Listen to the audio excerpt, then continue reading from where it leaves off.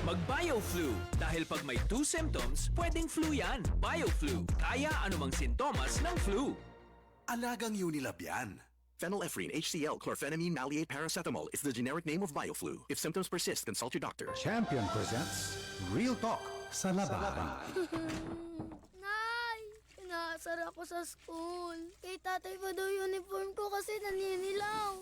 Hindi dapat yan ah. Nay, wala sanang drama kung nag-Champion Blue Powder. Ito lang kasi ang may optical blue brighteners. Pasado na sa kaputian, may anti-yellowing pa. Champion? Blue powder? First yan ah. Correct. Easy lang. Walang labadrama. Champion, tapat po sa inyo. Customer number 6. Agat ang nakman ti agas para ti sakit ti ulo. Sige apo. Ngayon na metan ti agas ti panatan. Ma'am, nangingina no sagay sa ti agas. No adaan ti duwa sintomas, mabalin nga trangkaso daytan. Ag BioFlu asigod. Ag paiso? Kabaalan nga labanan ti BioFlu, ti amin nga sintomas ti trangkaso. Ti presyo a 8.50 pesos SRP laeng. Saanan ang masapol ti nagadu nga agas. Sige, agat ang nakman ti BioFlu. Alagang Unilab yan. Phenylephrine HCl chlorphenamine maleate paracetamol is the generic name of BioFlu. If symptoms persist, consult your doctor.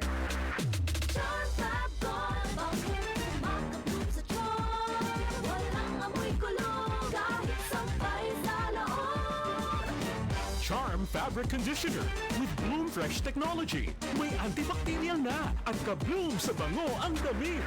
Charm Fab Gold, makabloom sa charm.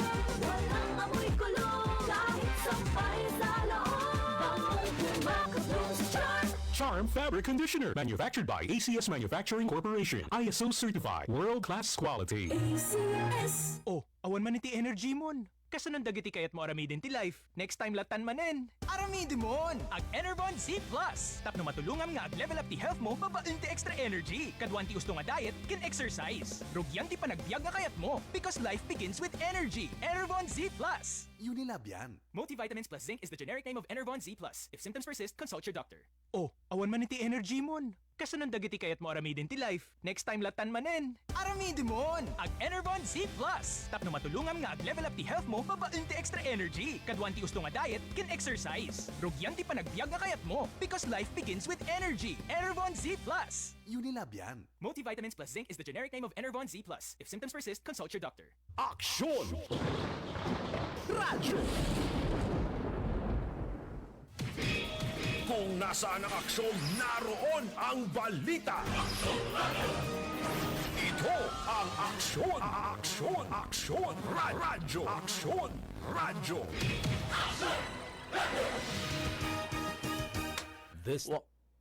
Meron pa ba?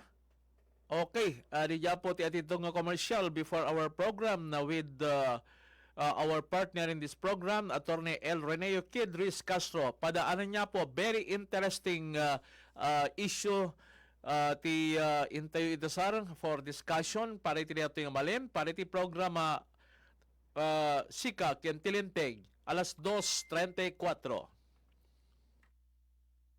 This time check is brought to you by iKeeler Enjoy Coffee. Para sa mag-asawa, iKeeler Enjoy Coffee. Sika Ken Tilinteg. Saan a biktima ti panagbalin nga ignorante itilinteg? Amwen ti kalintegan ditoy. DCJC Aksyon Radio iti Sika Ken Tilinteg. Kaputaawan may laksid iti kawanan mo. Sika Ken Tilinteg. Iti kada Domingo alas 2 aging kay alas 3 ti malem. May sanga oras apan nakailawlawag ng itilinteg, ken kalintegan babaen kaniti legal experts. Sika Ken Tilinteg.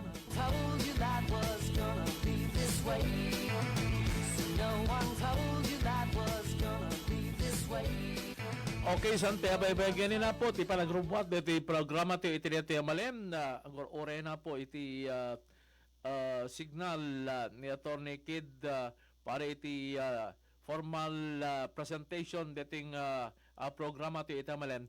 Attorney Kid, sorry for waiting so long. Gapo ari ti adunga commercials dating program, dating No portion problem, ti sir. programa No ti. problem. Good afternoon, Attorney. Merry yes, sir. Christmas. Good afternoon. Ken kastamit ken dagiti nayat nga dumdungit kadeti nalata ka programam, sir. But then again, it will not also diminish the fact na kahit na ma-shorten itong period natin, but we will try our best to discuss everything. So, to give an overview dun sa ating mga tagapakinig. Siyempre, ngayon, mainit yung usapin ng flood control. So, siyempre, recently, merong undersecretary, okay, hindi na natin pangalanan para anyway, yung punto naman natin dito, we are more focused on the legal implications, okay, of the actions that we have seen, okay, na yung pagbibigay ng opinion ng ating yung mga pamilya niya, and at the same time kung ano ang tingin naman ng ating mga investigador tungkol dito. But then again, ang punto lang natin, liwanagin natin itong yung legal implications ng posibleng mangyari kung yan ay halimbawa yung magkakatotoo na talagang nagpakamatay or yung anggulo na siya ay tinulak. So daming mga lumalabas na mga kuro-kuro or opinions regarding this, but let's take a look.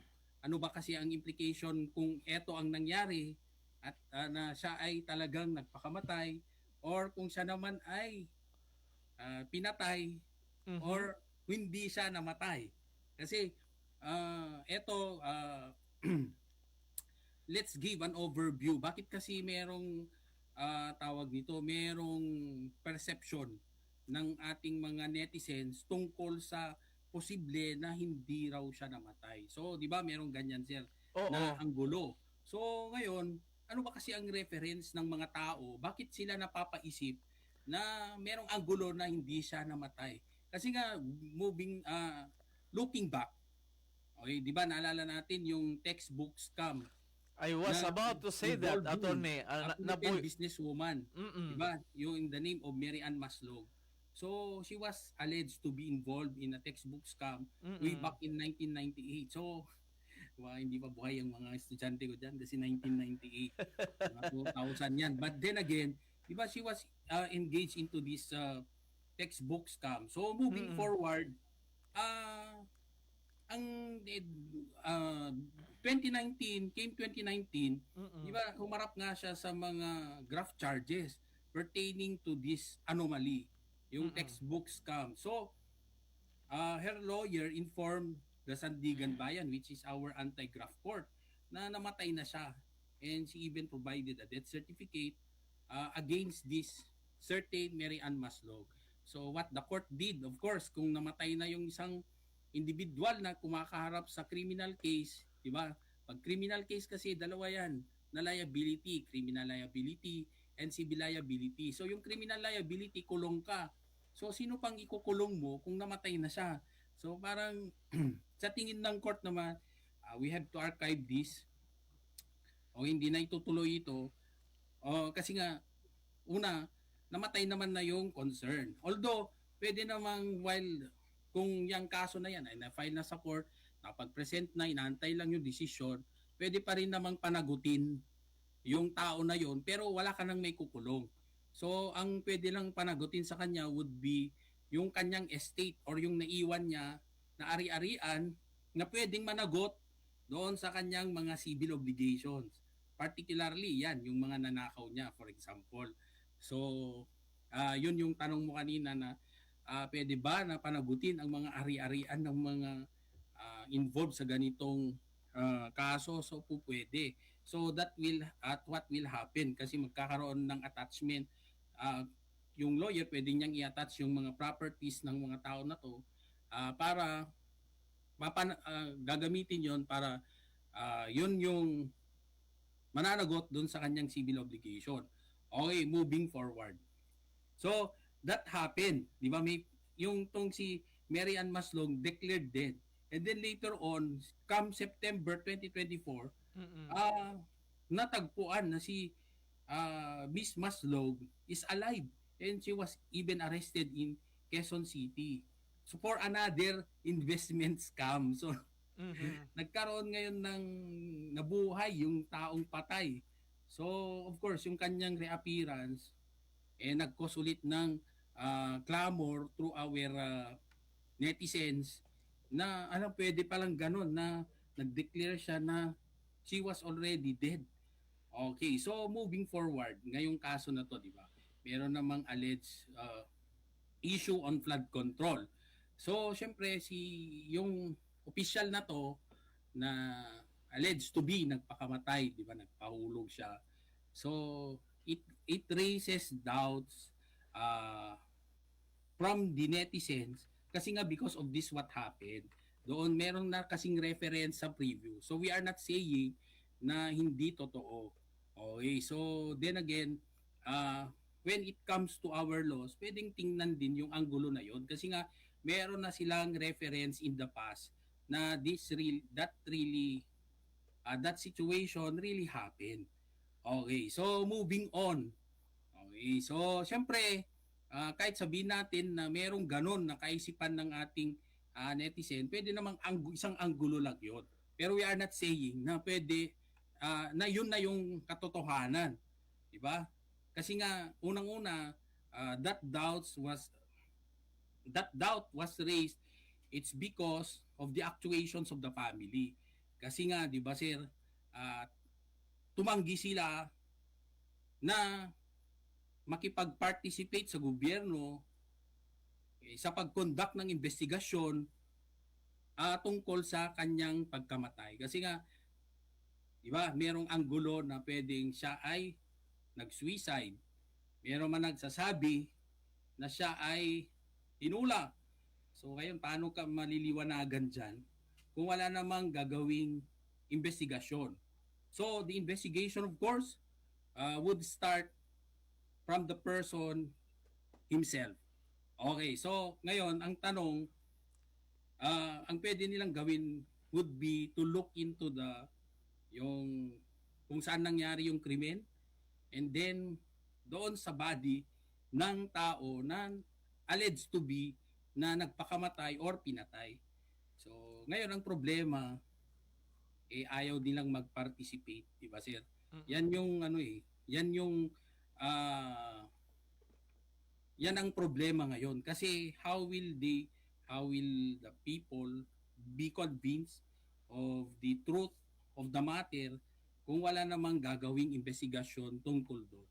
So let's take a look kung ano ba ang pwedeng tingnang anggulo tungkol dito para maliwanagan ang lahat. So unang-una dyan would be, ang tanong kasi dyan, pwede ba kasing tumanggi yung pamilya sa pag-conduct ng tinatawag nating autopsy?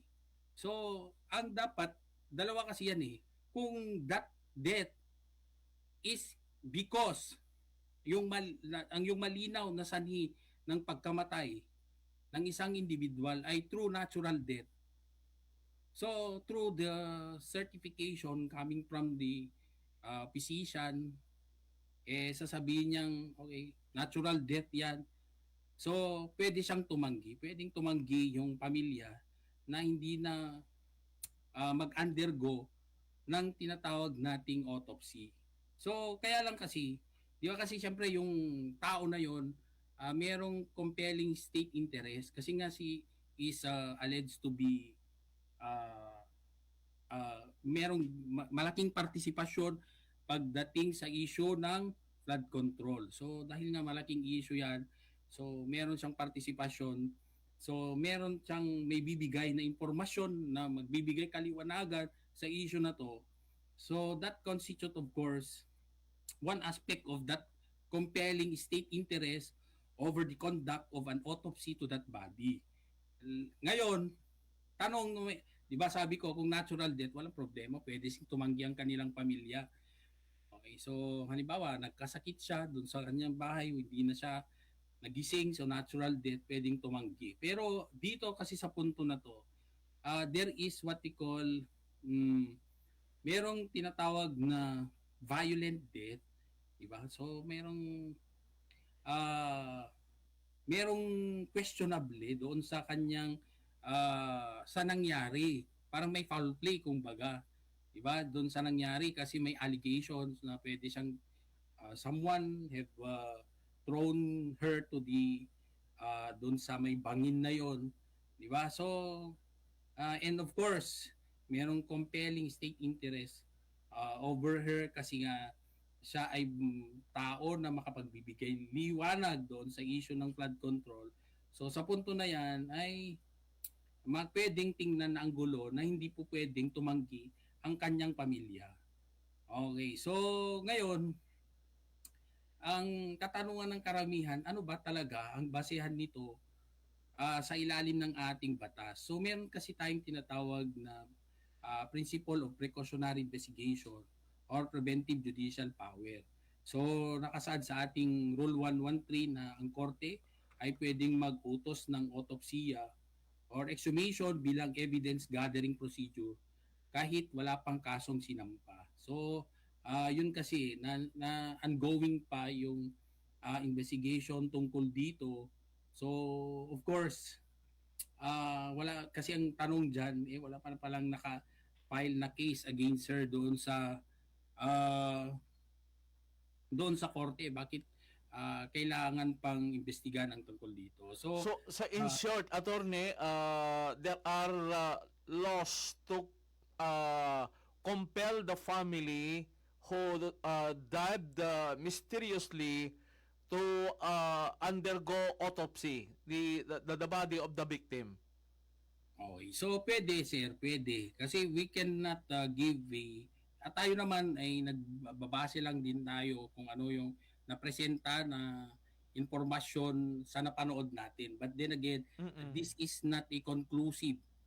Okay, hindi siya conclusive upon us regarding dito. So magbibigay lang tayo ng kaliwanagan. But then again, with all due respect, nakapadepende pa rin yan sa ating mga korte. So then again, pwedeng tingnan yung anggulo na to para maging legal basis for requiring or requiring the family na mag-undergo ng ganong procedure regarding the death of the person. Kasi nga, di ba sir, dito sa ating gaya nga ng nabanggit ko, may mga legal na basehan na pwedeng they can look into. Okay, so hindi naman we cannot automatically say na pwede ito kasi nga it would still be required court approval. Okay, so kailangan pa rin ito ng wisdom of the court pertaining to this. So tayo naman, base lang tayo sa napanood natin, but then again, we do not know exactly what really happened there. So hindi naman natin alam lahat yung totality kasi we have yet to see a copy kung may report man yan galing sa ating mga taga-PNP. So, but then again, if there is what we call suspicious death of a person, okay, so pwedeng dahilan yan para mag-conduct ng tinatawag nating investigation according sa ating rules of court. So, nandyan yan.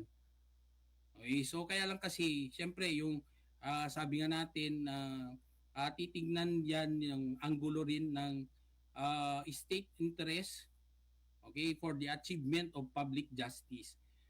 Okay, lalo yung kanyang malaki ang kanyang involvement dito. And of course, the fact na mayroon ng ganitong nangyari in the past, na mayroong isang individual na humaharap din sa ganitong kaso na later on, diba, she was already declared dead and then she resurfaced later on na buhay pala siya. So ilang taon na yung nakakaraan. Okay, so pwedeng tingnan yung anggulo na yan. So when you talk about suicide kasi sir, it's actually a non-natural death yan eh. Okay, so yung kanyang pagkamatay is hindi natural. Okay, so parang merong suspicion doon sa kanyang death na it really requires further investigation coming from our authorities. Okay, so yun naman yung Okay, makikita given natin. those circumstances based on report from television and or radio, there are compelling reasons based on law and logic, most especially if the person or the victim is involved in controversy involving government transactions. The court may compel the family to submit the body for autopsy, ganon. Yes sir, kasi nga eto sa punto na to, kasi biglaan yun eh. At parang may kahina-hinalang dahilan ng kanyang pagkamatay. Okay. So although eto kasi meron kasing public interest, it is a public crime. Hindi naman usapin ito ng pamilya lang. So it's already a public crime. Malaki kasing explanation nito kung i-explain natin in detail yung what is a public crime, private crime under our criminal laws. But then sa punto na to, dahil nga may suspicion about her death, yun ang titingnan na pag questionable yan, may state interest yan, titingnan kung meron bang foul play or pwedeng panagutin regarding dito. So hindi naman tayo nakafocus on her involvement, but then again her death. So even a person na, di ba, maging sino ka man, di ba, kung ikaw ay citizen of this country, it will guarantee you that your right will still be protected even in your deathbed. Okay, so syempre kahit namatay ka na, meron ka pa rin karapatan na, which include of course to be investigated because of your yung untimely death na hindi naman yan natural. Okay, na merong question or suspicion about it. Okay, so yun naman yung nakikita natin diyan na merong compelling state interest over the conduct of further investigation regarding her death. Okay, kasi hindi naman yun natural, di ba? Kasi suspicious yun eh. Okay, na merong state interest, kailangan investigahan so as to protect also the rule of law. Kasi kung ganyan lang din pala na, di ba, na pwede na lang mamatay yung isang tao na hindi na mag-undergo ng investigation, considering na it's a personal issue, hindi na investigahan, wala nang mapanagot, parang hindi na rin naprotektahan ang ating rule of law. Okay, so yun naman yung nakikita dyan na ang gulo. So most likely, and yan ang nakikita ko na lead para gumawa ng further investigation regarding this issue.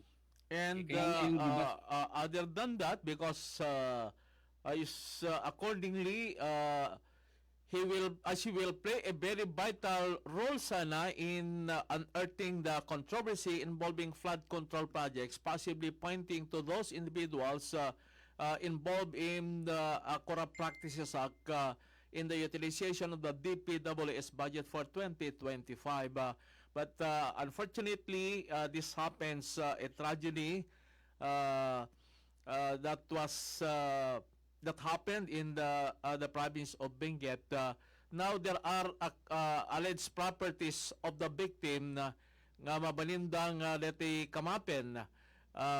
Tapos ni kastaket mapasuble diti kwarta nga may ipagurup nga involved ka dito nga corrupt practices sa in the DPWH. But is there a law that would govern the retribution? Could we call it retribution or of the properties or the money that was taken up by the person involved in corruption even after their death? Okay, so actually sir, merong mga, yun nga yung nabanggit ko nung sa una pa natin na yung preliminary information that I provided. Pag kasi pinag-uusapan at natin ang criminal case, dalawa kasing aspeto yan na liability. So meron tayong, pero kung ikaw ay public official, dagdagan mo pa ng isa kasi meron pang administrative liability. Okay, so kung ikaw, like for example, in her case, di ba, na she is a public official, so una dyan would be administrative liability. So, di ba, pagdating sa mga official na they are alleged to be involved in in a crime. So it follows with it na meron na siyang tinatawag na administrative liability. So yung administrative liability na yun, pwede na siyang matanggal sa kanyang position or trabaho. So because what is the proof required, okay, para sa ating tinatawag na administrative liability is just substantial evidence. So pag sinabi nating substantial evidence, ibig lang sabihin nito na there is what we call relevant evidence as a reasonable mind might accept as an adequate to justify a conclusion. So parang feeling mo meron talagang ginawang krimen yung isang individual that will arrive into a conclusion.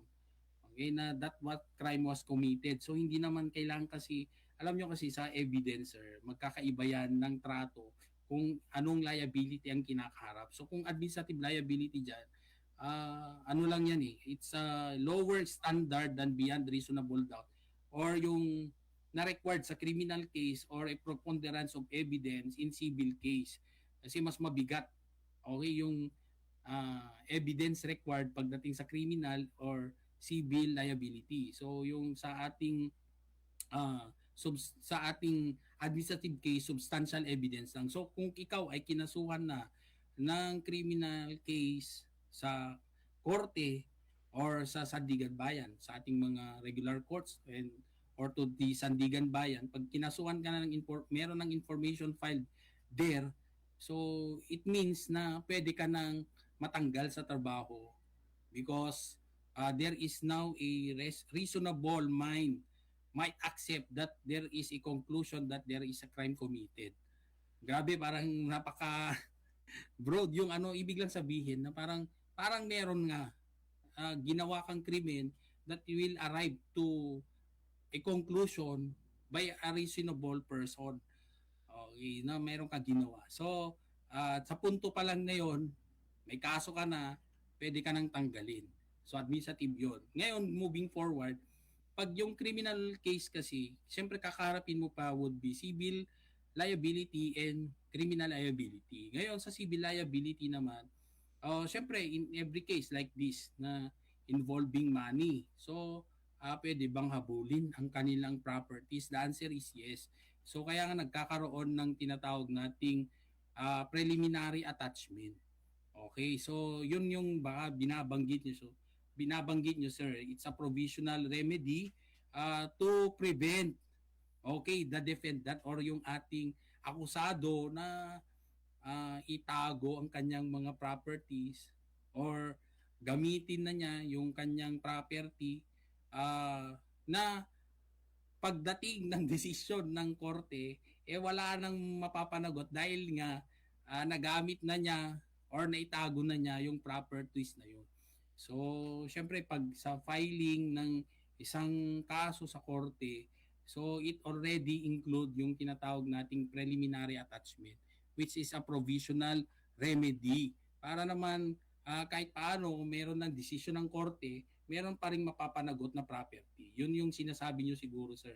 So it's not mas appropriate that we have to use the term attachment of property in criminal cases. Nasa ating criminal procedure yan.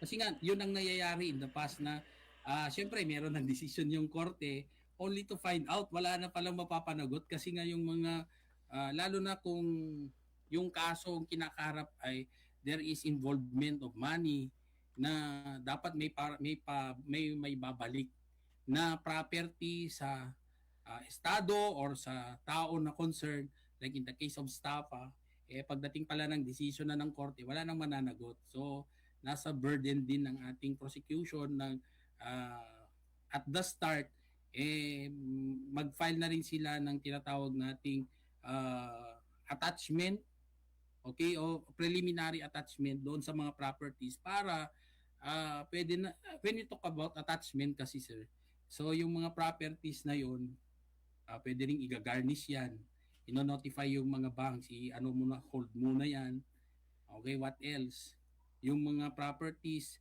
may lalagay doon na litis pendensia, merong pending case about that property, yung mga ganon. So para this is to notify third person na kung ikaw ay bibili sa property na yan, it is at your own risk na gusto mo bang bibili na property na yan, the fact na yung may-ari na yan ay kumaharap sa isang kaso. Okay, so yun naman. But then again, yung sigurong ibig mong sabihin na magbabalik ng, di ba meron na kasing mga officials ng department na yan na nagbalik sa gobyerno. So ano bang ibig sabihin nun kung nagbalik na sila? Does automatically convert them to become state witness? So hindi pa rin. It depends upon the government. Okay, kung if they feel like they are not the most guilty in that case and nagbalik na rin sila at wala nang makikitang tao na maging witness to that particular case, so pwede silang i-consider as a state witness. So yun yung mga anggulo na nakikita natin doon sa ginagawang pagbabalik ng mga alleged to be na nakuha sa gobyerno. So but then again, kung halimbawa hindi naman sila nagbalik, so yung makakasuhan doon, siyempre matagal din yung trial process. So kung anong pwedeng gawin ng mga abogado doon, they can have those properties, yung existing nila kung meron sila, is to hold those properties. So if i-freeze yan, or pwede namang yung tinatawag nating attachment of that property para kung later on that case will prosper in court and there will be a decision, meron pa rin yung mga properties na yun para mapanagot doon sa kaso na yun. Okay, Abogado, can we discuss this for the second time around for purposes of pointing specifically the implications of this incident involving a former official of government nga napasama kenkwa na iti may nga trahedya no sa dinno ket dagiti observation and reactions from our listeners and viewers nga kasanope nga rutat nga matuntunan da nagitoy kayat da nga matuntunan ti paniboksil na kadigiti lapta nga bukod na istorya may panggap kadigiti lapta nga kontrobersya iti under the PWS because if you follow the statements of former Yusek Romulo Bernardo that the person involved or the victim iti nga tragedy will play a very very crucial role in really identifying those big fish allegedly involved kada iti lapta nga korupsyon na iti most especially iti DPWH and because of the limited time kada iti lapta programa tayo medyo mabitin dito oras ta Abogado ket na danon nem dito intay panagpakada iti dito malam. Once again, thank you very much for sharing your precious time na para iti programa ti attorney. Yes sir. So thank you very much and good afternoon to all. Sika Ken Tilinteg. Aksyon! Radyo! Mga idol, si aksyon na raruot detoy. Amok nga grabe di pa nagpursigi tayo para iti pamilya tayo. Well, tiya trabaho kan iti rigat ti aldaw-aldaw, ada dagiti kabuso rakas na binak, sakit ti ulo, panakit ti bagi, ken lagnat. Dagitoy, mabalimpay nga agsabay-sabay. Ngem saan kayo agpatingga sa adda Rexidol Forte, ti diskarte kontra binak, ken agsabay-sabay asakit. Kombinasyon da itoy ti paracetamol plus caffeine, iso nga mas napartak ti epekto na ti bagi tapnon makasubli tayo ti trabaho adagos. Kas na kanyak, kas DJ, saan nga maliklikan ti